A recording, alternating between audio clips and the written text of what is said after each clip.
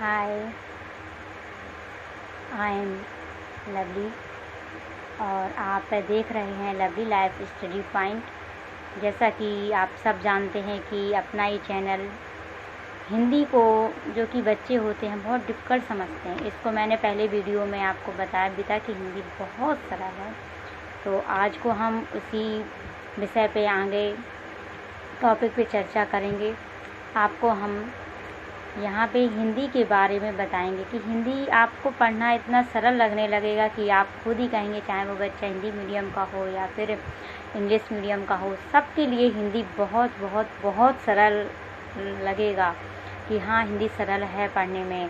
तो इसीलिए मैं आपको अपनी बुक की ओर ले चलती हूँ, जिसको मैं आप सबको बताना चाहूँगी कि मैं आपको अरिहंत बुक से पढ़ाऊँगी, जो कि अरिहंत एज कंफर्टेबल है। बहुत अच्छी बुक है। इसमें बच्चों को मटेरियल नहीं ढूंढना पड़ता है या फिर उन्हें इधर उधर नहीं भटकना पड़ता कि हमें गद्यांश नहीं मिल रहा है या पद्यांश नहीं मिल रहा है। कई बच्चों की प्रॉब्लम्स होती है, तो इसलिए मैं आपको अपनी ये बुक दिखाना चाहूँगी। ये बुक है, ओह सॉरी, मैं आपको अपनी बुक की ओर ले चलती हूँ। गाइस देखिएगा, ये आपकी हिंदी बुक है। इसमें जैसे लिखा हुआ है आप देख रहे हैं, कक्षा 12 सामान्य हिंदी है ये। तो ये अरिहंत की बुक है और ये देखिए आप अरिहंत की है। इससे आप पढ़ेंगे तो आपको कहीं भी कोई प्रॉब्लम नहीं होगी। तो इसमें मैं आपको आज सबसे पहले विषय सूची आपको बताऊंगी, क्योंकि अधिकतर बच्चों को इंटर में आ जाते हैं, यही पता नहीं होता है कि उन्हें पढ़ना क्या है या कितने टाइम पढ़ना है, कितना पढ़ना है, कहाँ से क्वेश्चन कैसे पुटअप किए जाते हैं। यदि हमें पहले ये पता होगा माइंड में कि इतना टॉपिक हम क्लियर कर लेंगे, इतने नंबर आएंगे हमारे, तो पढ़ना आसान हो जाता है। तो मैं आपको सबसे पहले ये विषय सूची है, ये देखिए आप, हिंदी साहित्य का इतिहास एवं विकास रहेगा। इसके बाद आप हिंदी में देखिए, इसमें 4 आपके खंड आते हैं। सबसे पहले गद्य, फिर इसके बाद पद्य आएगा आपका, कहानी है, नाटक है, और इसके बाद आपका ये खंड काव्य है। फिर खंड खा में संस्कृत आती है।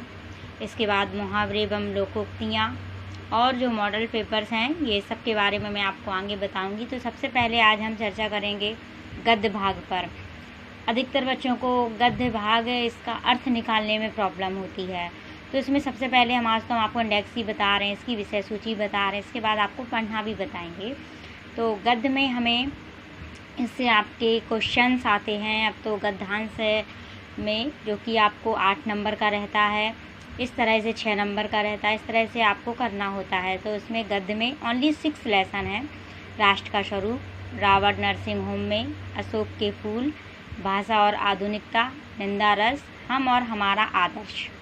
आगे है पद्य, पद्य में पवन दूतिका, कैकई का अनुताप गीत, तीसरा है गीत श्रद्धा मनु, चौथा है नौका विहार परिवर्तन बापू के प्रति, 5वां है गीत, और 6वां है पुरुरवा उर्वशी अभिनव मनुष्य, 7वां है मैंने आहुति बनकर देखा हिरोशिमा।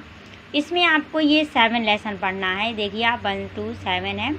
पद्य में अधिकतर बच्चों को प्रॉब्लम आती है। मैं एज ए टीचर हूँ और जब बच्चों को पढ़ाती हूँ तो बच्चे कहते हैं मैम गद्य तो किसी तरह हो भी जाता है, बट पद्य नहीं हो पाता है, क्योंकि पद्य में थोड़ा डिफ़िकल्ट भाषा रहती है, ब्रज भाषा होती है, जो कि बच्चों को समझ में नहीं आती। लेकिन आप पढ़िएगा, आगे आप वीडियो मिलेंगे आपको, तो उनमें आप खुद ही कहेंगे कि आपको अर्थ कहीं से लेने नहीं जाना है।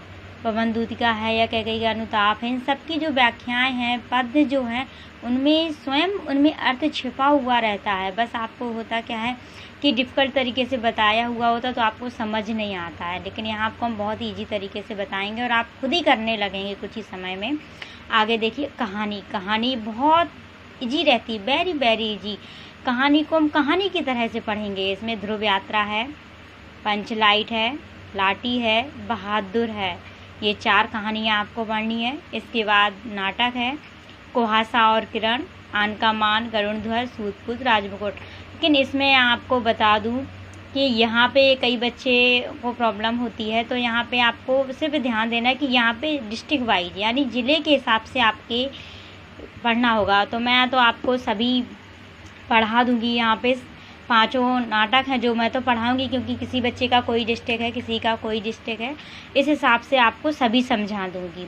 जैसे झांसी डिस्ट्रिक्ट में आपका कुआज़ा किरण रहता है, और डिस्ट्रिक्ट जालौन में सूतपुत्र रहता है। इसी तरह से अलग अलग डिस्ट्रिक्ट में अलग अलग इसमें नाटक आता है। आता एक ही है, करना एक ही होता है। बोर्ड एग्ज़ाम में आपको पाँचों मिलेंगे, उसमें लिखा रहेगा कि आप अपने ज़िले के हिसाब से इसको करिएगा।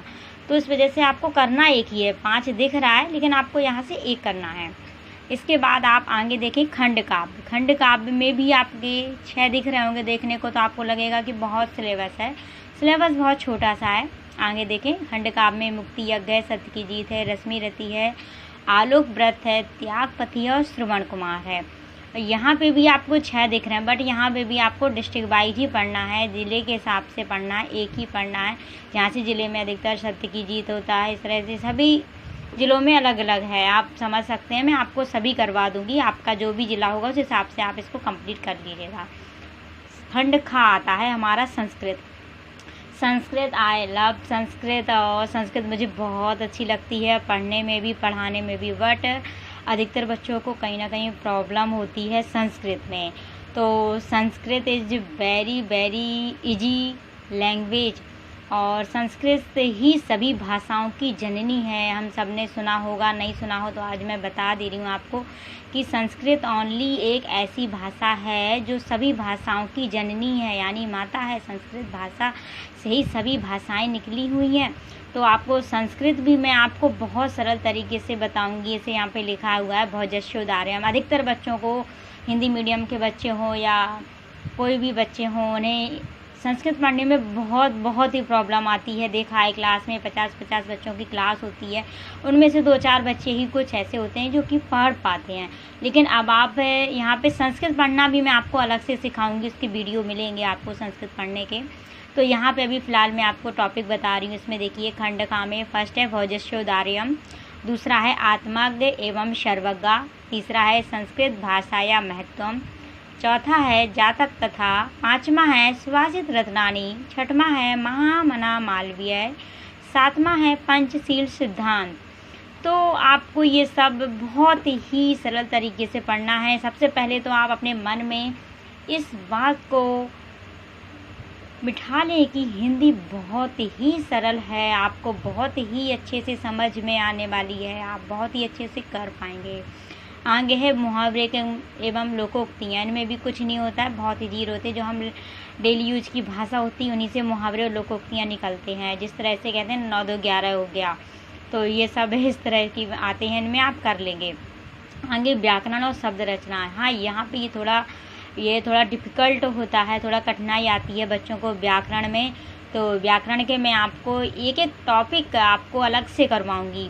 व्याकरण में बहुत सारे टॉपिक हैं, मैं एक टॉपिक का वीडियो अलग अलग दूंगी आपको, जिससे आपको एक बात क्लियर हो जाएगी, समझ में आ जाएगी। आगे है काव्य सौंदर्य के तत्व। इसमें रस है, छंद है, अलंकार है। रस छंद का भी अलग अलग वीडियो मिलेगा आपको, बहुत अच्छे से समझना है। आगे पत्र लेखन, निबंध रचना, फिर मॉडल्स पेपर है। ये सब पढ़ने के साथ